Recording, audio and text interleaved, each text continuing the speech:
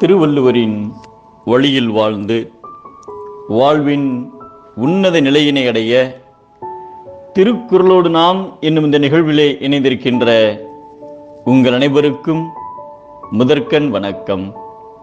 குறள் எண் 924, அதிகாரம் கல்லுண்ணாமை. மூதறிஞர் ராஜாஜி அவர்கள் மதுவிலக்கு கொள்கையில் மிகுந்த ஈடுபாடு உடையவராக இருந்தார். அவர் ஆங்கிலேயர் ஆட்சி காலத்தில் சென்னை மாகாணத்தின் முதலமைச்சராக 1937 ஆண்டில் பொறுப்பேற்ற பின்னர் தன்னுடைய சொந்த மாவட்டமான சேலத்தில் மதுவிலக்கை நாட்டிலேயே முதன்முறையாக நடைமுறைப்படுத்தினார்.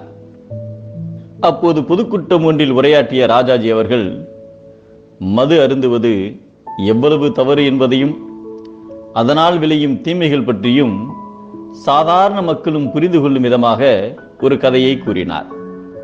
ஒரு முறை சாத்தான் ஒரு மனிதனை சந்தித்து, உனக்கு 3 பாவங்களை செய்ய அனுமதி தருகிறேன், ஆனால் அவற்றில் எதை நீ சிறிய பாவம் என்று நினைக்கின்றாயோ அதை மட்டுமே செய்ய வேண்டும். அப்படி செய்தால் நீ கேட்பதை நான் உனக்கு நிறைவேற்றி தருகிறேன் என்று ஆசை காட்டியது. அந்த மனிதனும் அதற்கு ஒப்புக்கொண்டு அந்த 3 பாவங்களை கூறும்படி கேட்டான். அதற்கு சாத்தான், மது அருந்துவது, ஒரு பெண்ணை பலாத்காரம் செய்வது, ஒரு கை குழந்தையை கொலை செய்வது ஆகிய 3 குற்றங்களில் ஏதாவது ஒன்று செய் என்று உத்தரவிட்டது.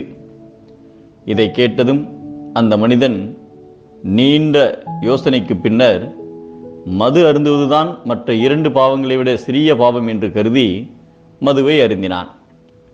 மதுவை அருந்தியதும் அவனுக்கு போதை தலைக்கேறியதால் சுய நினைவையும் அறிவையும் இழந்தான். ஒரு பெண்ணை பலாத்காரம் செய்ய முயன்றான். அப்பொழுது இடையூறாய் அழுது தொந்தரவு செய்து கொண்டிருந்த அப்பெண்ணின் கைக்குழந்தையை கொலை செய்தான். சிறிய பாவம் என்று கருதி மது அருந்தியதால் மற்ற 2 பெரிய பாவங்களுக்கும் அவன் ஆளாக நேர்ந்தது.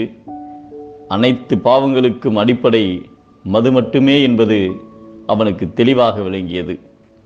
ஆகவே மது அருந்துவதை குறைப்பதன் மூலமே குற்றங்களை பெருமளவில் குறைக்க முடியும் என்று கூறி கதையை முடித்தார் ராஜாஜி.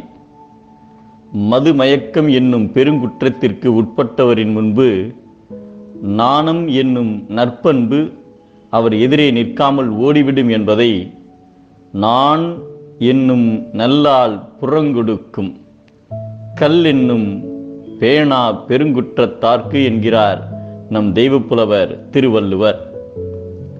நாணம் கொள்பவன் மனிதன், மதுவை மறுப்பவன் புனிதன்.